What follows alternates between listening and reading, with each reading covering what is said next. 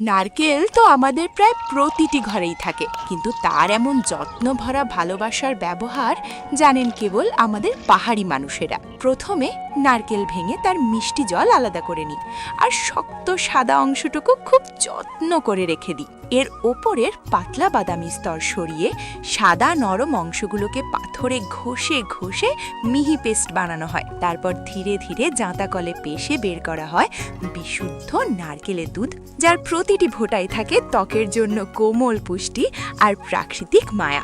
এই দুধ কাপড়ে ছেঁকে সারা রাত ঢেকে রাখা হয়, আর ততক্ষণে ছাগরের টাটকা দুধও ঠান্ডা জায়গায় জমার জন্য রেখে দিই। সকালে দেখা যায় নারকেলের দুধ বরফের মতো জমে গেছে।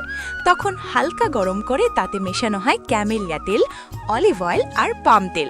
অন্যদিকে প্রাকৃতিক কোকুন গরম জলে নরম করে মিশ্রণের সাথে আলতোভাবে মেশানো হয়।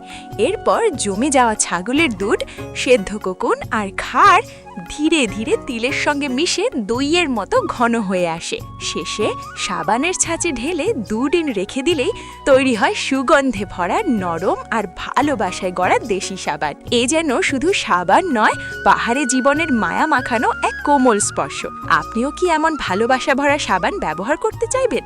কমেন্টে অবশ্যই জানাবেন। লাইক দিন আর সাবস্ক্রাইব করে আমাদের সঙ্গে যুক্ত থাকুন।